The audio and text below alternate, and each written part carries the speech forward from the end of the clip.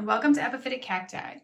Today let's take a look at another Rhipsalis. This is Rhipsalis Teres form Prismatica. This one's really crazy because when you get this guy in its juvenile form, it is generally like this really small plant that just kind of has these really small segments. They're bristly, so they might look a little bit furry, but they're definitely angled.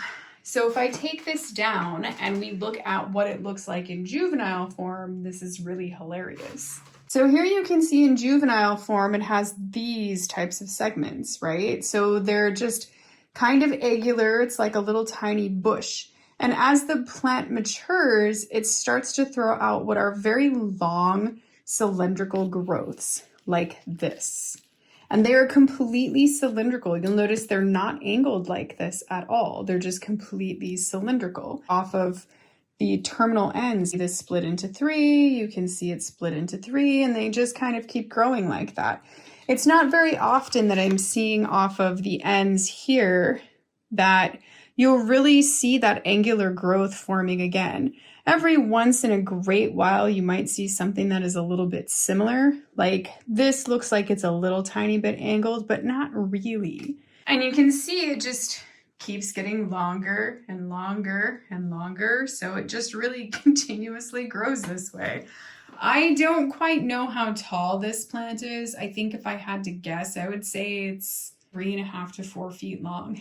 It is quite long. So this is one that I do feel like if you're going to grow it, you probably need a little bit of room for it. There is another plant that commonly gets confused for this plant. So I'm going to show that plant so that we can really truly see the difference. I have a juvenile form, then I have one that is a lot more mature. So this would be Rhipsalis cerescula.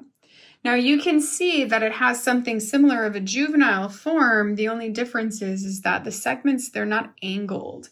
They're a little bit rounder, and while they can every once in a while look a tiny bit angled like this, not really. They're just a little bit rounder and a little bit more bristly, and they stay real short and compact like these round little pom-poms. But as it starts to mature, again, it throws out kind of these longer growths, but nowhere near as long as Rhipsalis Teres form Prismatica. And you can see that it will start throwing out some that are a little bit longer like this, but here's the funny thing. They actually do palm at the end. So here is Rhipsalis cerescula as a more mature plant, and you can see that it does palm at the end. So even it throws out these longer segments, they're a little bit wavier, they're not really quite as straight, and then you can see that they do continuously sort of palm out with that similar growth at the end, where that's not really the standard for Rhipsalis Teres form Prismatica. It starts off where it's kind of got that similar juvenile form, and then it kind of does whatever this is. Now there are several other forms of Rhipsalis Teres. There is form Teres, which I do not have. It is supposed to be quite slender. And then there is form capilliformis, which is supposed to be very slender. And then there is form heteroclada. Now heteroclada I do have here. And so you can see the growth on this is considerably more compact and bushy. And the flowers on this are larger and yellow. They are a yellowish color. So this one's about to bloom, so this one's going to get its own video soon, so we won't spend too much time on it. But you can still see kind of these similarities in growth here. Rhipsalis Teres has a lot of variation. According to Rhipsalis.com, there's really kind of a handful of forms that are commonly recognized because they're they are easily identifiable and have unique enough traits. If we zoom in, we can see these buds. So there's quite a few little buds that are forming out of the ends. Some of them have bloomed already. They're in various different stages. It definitely looks to me like most of the buds come out of the terminal ends, but there are some that do come out of the areoles on the sides of the branches. I can definitely see that in some of the other branches. So here you can kind of see as they're forming these little tiny buds. You can see here there's a cluster of different sized buds that's happening right there. We zoom in, these guys are so tiny. There we go. See, you can see a little cluster of buds at various different stages coming.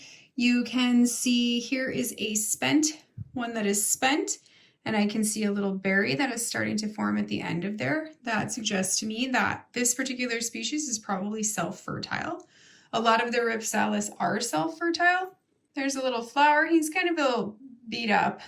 He did get a little bit of a shower because I was watering this guy. One of the things that you can probably definitely tell is that these flowers are extremely small. So here, size comparison wise, you know, this kind of helps because I know a lot of times we just see pictures of the Rhipsalis and then we don't really see pictures of anything in the frame that can help us compare, you know, to figure out what the size of those actual flowers are. Here, you can give an idea of how small they truly are. They're really quite tiny. The flowers on here are a little bit greenish-white, and I will say that this guy is actually growing in the Rhipsalis closet under some very intense grow lights. I think this guy is really fantastic, though. I mean, look at all those little buds. He's just got lots and lots of little buds coming out. So I think he's a really fantastic plant. And honestly, I think if you have the room for a plant like this, because I don't really see this guy slowing down, he might actually be one of the faster growing Rhipsalis. It might be the fastest growing Rhipsalis in my whole collection. And this guy, when it just decided he was going to take off, it just took off. The branches on this thing are impressive. And one of the things about the branches too is that they can be kind of varying widths. So they're not always exactly the same width. Some of the branches that are coming down here like this, they're a little bit thicker. So they're not always exactly the same diameter on the branches. And then as they age, I am noticing that the branches, they can get very woody as they get older. So really interesting, unique, beautiful plant. I hope that you've enjoyed looking at Rhipsalis Teres Prismatica with me. Thank you for watching and happy cacti growing.